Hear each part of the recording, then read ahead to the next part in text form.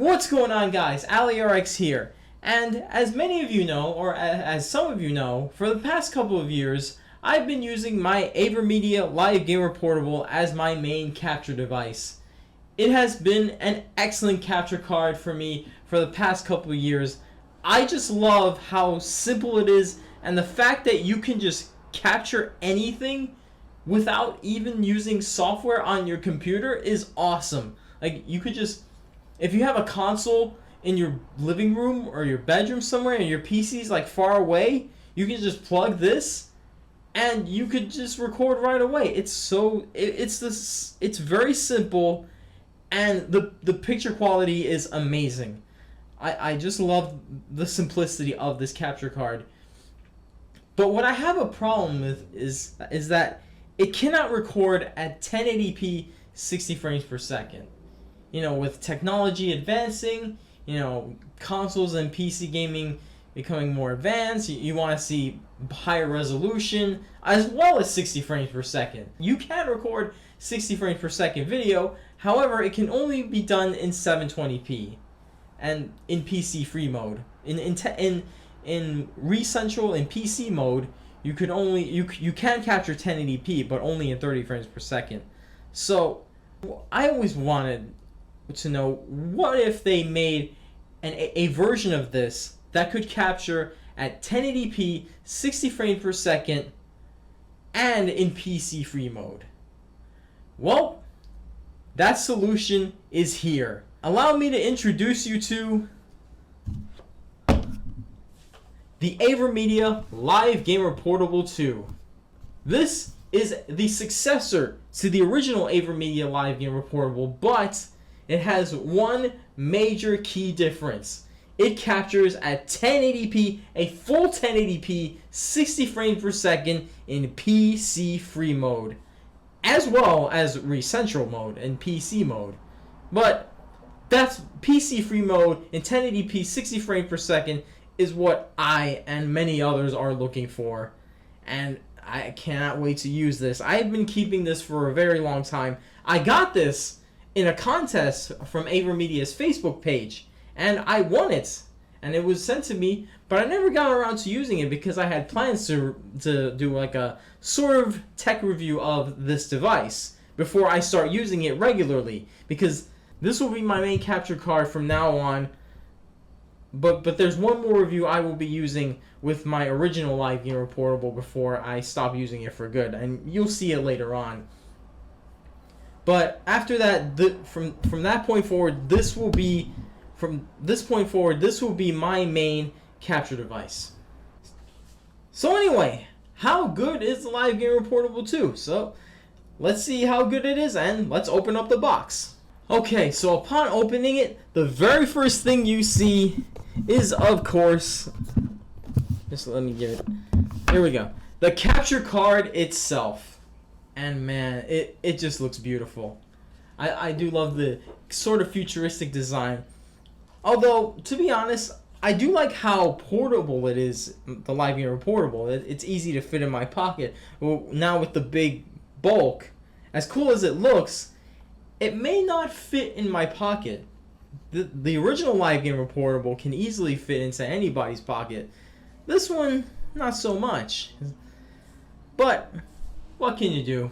I guess some sacrifices need to be made to get a better capture card. It's still portable. You can take it with you anywhere. It just won't fit in your pocket, but whatever. So anyway, we got the capture device itself.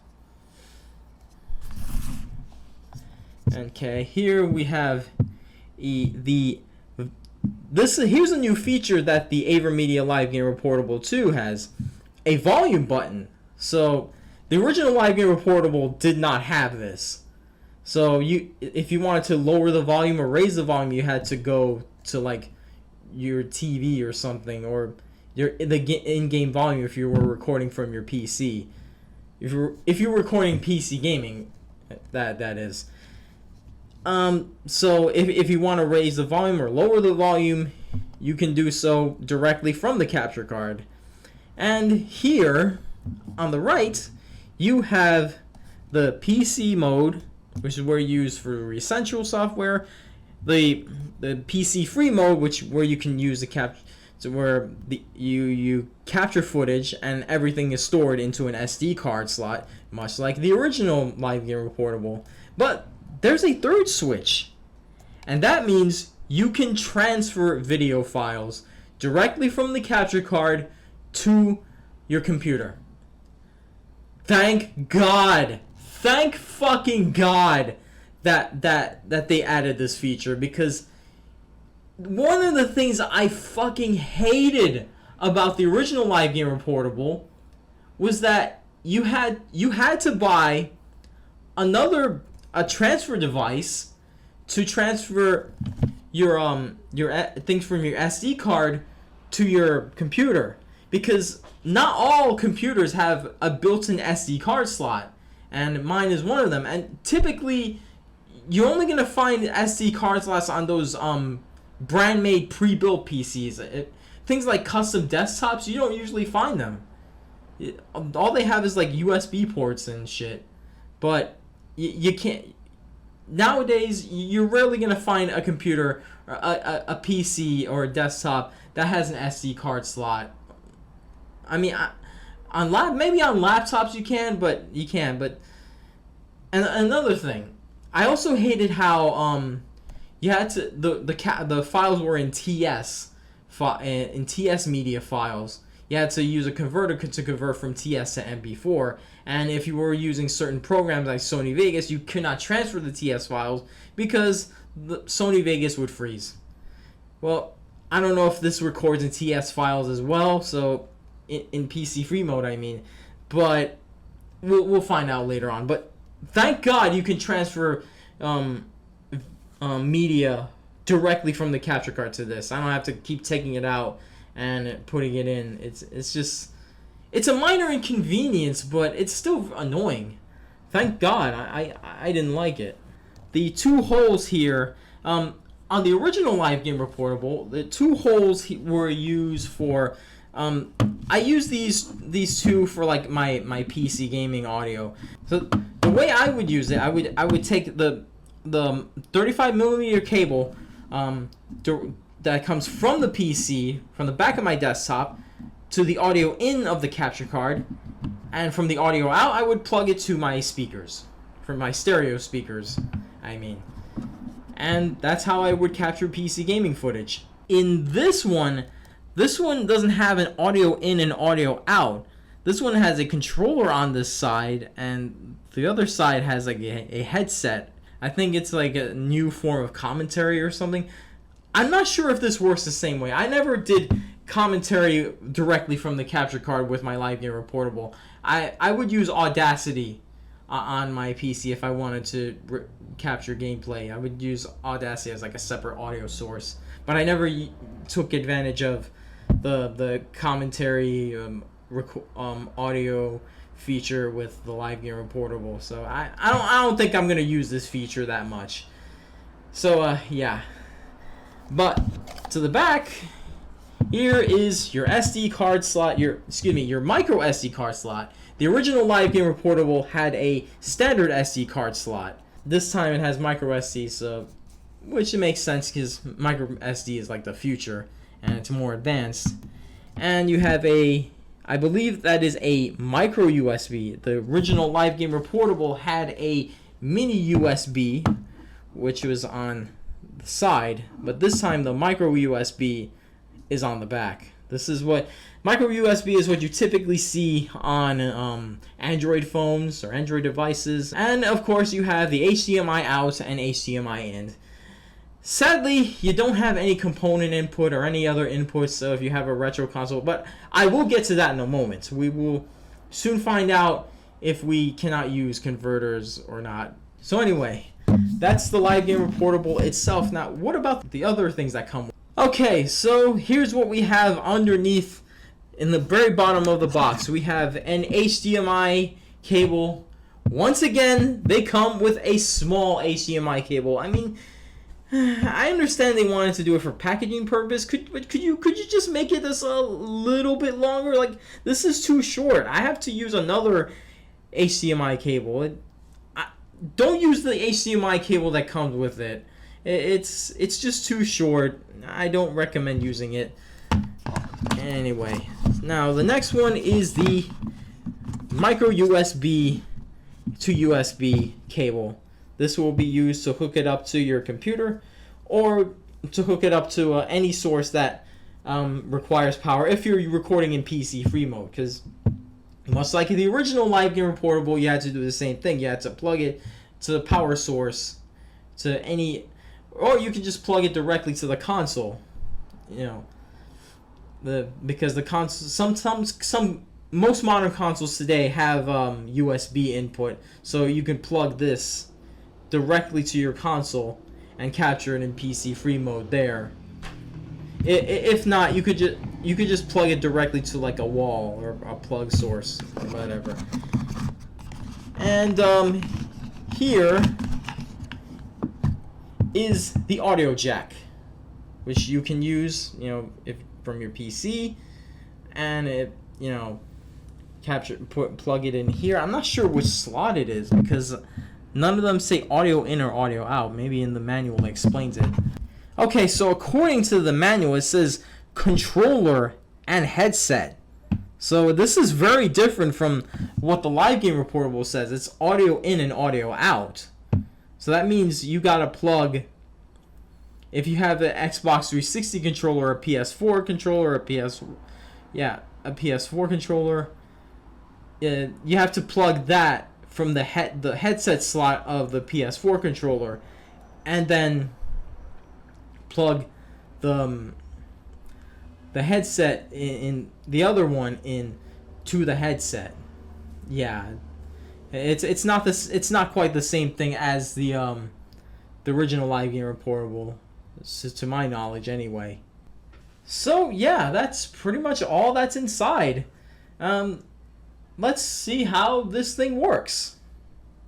Okay, so before we get to the nitty-gritty, I should point out that the AVerMedia Live Gamer Portable 2 does not come with software to install. You have to go to AVerMedia's official website to install ReCentral 3, and you have to install it from there.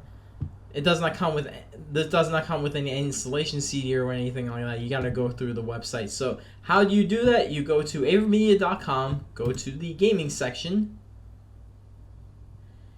and you go to downloads, which is on the top left corner, and you go to where it says select your product series. You go to gaming, capture stream, and you go to your Live Gamer Portable 2.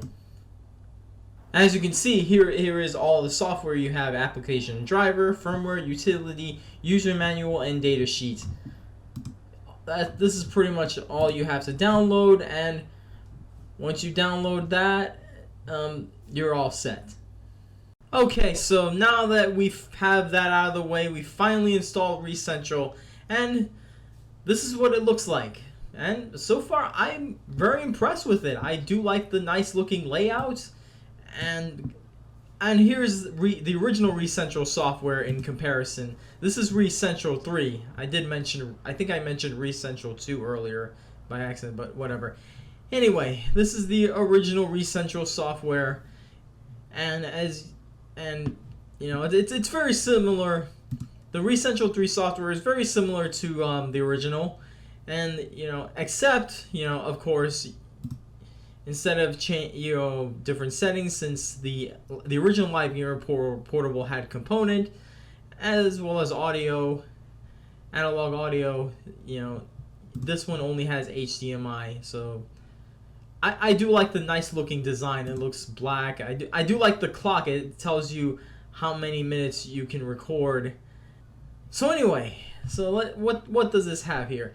So up here you have your capturing, and in this folder you have all your video files if you want to see them. You can also share them if you want, and this is where you confirm your settings. You can see the folder where you can find all the recorded videos, and this little logo right here takes you to the AVerMedia website. So anyway, let's look at recording. And as you can see, I have the PlayStation 3 display. Now, if you're probably wondering, how did I do that when the PS3 has HDCP? You'll see why in a moment, and you'll find out towards the end of this video.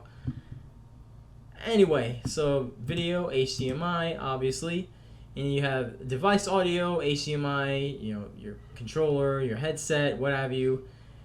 External audio, which is like what your PC audio is, and what you want to use, like if you want to record with your microphone and what have you, and system audio, and I guess it's not available on my PC, but you can have that is here, and recording quality, what good quality you have, and you can have the best quality, good quality, normal quality, which is like decent quality, and then you can customize video quality. I'm not gonna touch on that. And codec, I believe this uses shadow plays and video shadow plays codecs, and it says default NVIDIA when you have it plugged into Essential. And then H.264 is like the compressed capture quality, which is the capture quality the codec use in PC free mode. This is the same thing with the original Live Gamer Portable. And game genre, you can type in whatever you want. And that's basically it. And yeah, I'm very impressed with it so far. So anyway, that's pretty much all I have to say about the ReCentral software. So now, let's take a look at some footage. Oh, and I forgot to mention this. There's minor but noticeable input lag when playing on ReCentral. So I highly recommend playing the game on the TV, which outputs from the TV out on the capture card. Just letting you know. There's input lag, but you can get around that. Don't worry about it. Okay, so the first game here is Super Stardust HD for the PlayStation 3. It's a excellent shoot 'em up or shmup. It's basically like you instead of going around, instead of like scrolling upwards or sideways, it's basically you're rotating around the planet. But it's a damn good shoot 'em up, and I highly recommend it. But anyway, about the video quality, so far it's excellent. There's not much else I can say about it, and it looks better than the original Live Gamer Portable. Of course, this is in 1080p. The original Live Gamer Portable would only record in 720p in 60 frames per second, that is. But overall, yeah, it's impressive. No frame rate drops. The picture quality is crystal clear, and it pretty much is worth the $200. I'm just very happy that I could finally record at 1080p and 60 frames per second. Man, if I wanted to record in 1080p, I could only record at 30 frames per second. And if I wanted to record at 60 frames per second, I had to record at 720p. I wanted the best of both worlds, and this is exactly what I got. I wanted the best of both worlds without buying some Elgato capture card where I needed to use my computer, and it would require my PC CPU to capture a 1080p 60 frames per second. But finally, I have a capture card that does the job and doesn't require a gaming PC or any computer for that matter to record in PC free mode. Man, I'm already in love with this capture card. So anyway, now that we've seen how it looks in ReCentral or in PC mode, let's see how it looks in PC free mode. Now, comparing and contrast both, I definitely notice the compression, but it's not that noticeable. So this is more than good enough for me to capture footage in PC free mode for any future game reviews, let's plays, or whatever you have. Now, one thing I should note is that instead of TS or MP4, the video files are in .mov format. Now, that may sound like bad news, but the good news is that it can work on Sony Vegas. Unlike with the TS files, when you captured it with the original Live Gamer Portable, it would freeze Sony Vegas for some reason, at least on my end. So I had to download the TS to MP4 converter. Unfortunately though, If you want a MOV to MP4 converter, AVerMedia does not have that, sadly. So you're gonna have to download a third-party video converter or re-render it in Sony Vegas, Adobe Premiere, or any other video editing software. So yeah, but other than that, .mov files are fine. I rendered it in Sony Vegas, and it looks just fine. Well, what can I say? The AVerMedia Live Gamer Portable 2 is an excellent capture device. I love it in pretty much every way. I'm very satisfied with how you can capture it in 1080p 60 frames per second, even in PC free mode. Now, there's one question though. Since the Live Gamer Portable 2 only inputs HDMI, you can't use any other inputs like component, composite, S-Video. The original Live Gamer Portable had a component input. With that gone, you're stuck with HDMI. So, what if you had an older console, like, say, the PlayStation 2, the GameCube, the Wii, the Xbox, or hell, what if you had something even older, like a Super Nintendo, Sega Genesis? Well, that was one of the problems the original Live Gamer Portable had. The fact that you could not use scalers or converters. Well, unless you had a professional upscaler like the FrameMeister, those type of scalers work just fine even on the original. However, when it came to cheaper ones like this one right here, it wouldn't work at all. When you record in ReCentral, nothing would display, and when you tried PC free mode, it would not record anything. You would just get a video file, but nothing in the video. Just absolutely nothing. It's a blank video. It's just a video file in 0 bytes. I kid you not. Now, would the Live Gamer Portable 2 fix this issue? Well, let me ask you this. How the hell do you think I captured that PS3 footage earlier? It wasn't directly from the HDMI. It wasn't with any software that circumvent the HDCP. It was with this thing. It was with this. I use this SCART to HDMI converter, and it works well. So, do you want to know how retro games look under the Live Gamer Portable 2? Well, let's find out by playing some good old Sega Genesis.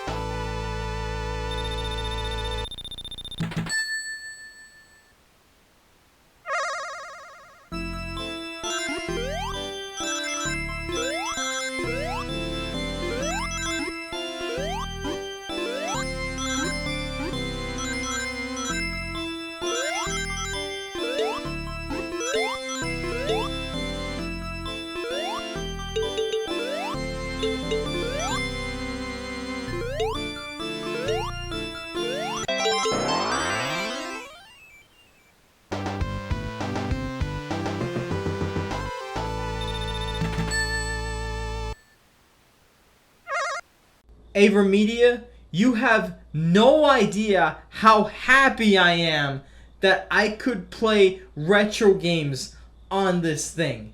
That I could use scalers, even cheap scalers, on this thing. When I tried my SCART to HDMI on the original Live Gamer Portable, it would not work. I also remember having a component to HDMI converter, and when I tried recording PlayStation 2 footage on the Live Gamer Portable, and that would not work either. And both of those were cheap converters. Why do I have to use an expensive converter like the FrameMeister on the Live Gamer Portable 2, but not something cheap? Thankfully, the Live Gamer Portable 2 fixes that issue. Even though they removed component cables, but this completely makes up for it, and I'm happy. All in all, this is a fantastic capture card. I would highly recommend it over Elgato or any of those capture cards. The only feature I haven't tried yet is live streaming. This capture card can live stream, but I haven't tried it yet, and I will try it sometime in the future. I'll let you know what I think in the comments or something. So yeah. All in all, the Live Gamer Portable 2 costs around $200. I'd say it's totally worth it. Highly recommend it. I'd say get it. So yeah, that's pretty much my thoughts on the AVerMedia Live Gamer Portable 2. It's not really a review of sorts. It's a quote-unquote review. You can probably call it a review, but not really a review in the same style that I would usually do with my game reviews, but whatever. That's just wanted to give you my thoughts on this capture card. This will be my main capture card from now on. I will also be using this capture card for PC gaming footage, because sometimes NVIDIA Shadow Play is not very reliable. Like, sometimes it captures footage well, other times it doesn't. And also Sony Vegas, like for some reason when I import videos recorded by Shadow Play to Sony Vegas, it only like imports like half the video. Like the other half of the video is like gone for some reason, and I have to like render it in Windows Movie Maker, render the second half in Windows Movie Maker, and all that crap. No, I'm not gonna do that. This thing fixes that issue. Plus, I get a constant 60 frames per second, and if I capture it with something like Shadow Play, I may get frame rate drops depending on the game. And even if the game runs at a smooth 60 frames per second, the video that comes out of it may not look like it's running at 60 frames per second. Sometimes it works, sometimes it doesn't. Yeah. And definitely not using Fraps. Fraps is awful. It's garbage. So yeah. Anyway, that's it for this video. In case you missed it, there are new episodes of the Allie-RX show, Awful Games, and Bootleg Shit. The episode of the Allie-RX show is on the Modern Sonic retrospective, which I cover all of the modern Sonic games from Sonic Adventure to Sonic Lost World, the main series anyway, not the spin-offs or racing games or what have you. And then the next one is the return of Awful Games with a review of Sonic Boom, the worst Sonic game to date. Worse than Sonic 06, hands down. You should definitely check it out. If you miss Awful Games so much, you'll definitely get a blast watching it. And the next one is, of course, a new episode of Bootleg Shit. This is the bootleg Famicom version of The Legend of Zelda: A Link to the Past. And it's what can I say? It's just another crappy bootleg. Yeah. Anyway, that's all I have to say. I'm Allie-RX, and I'll see you on the other side.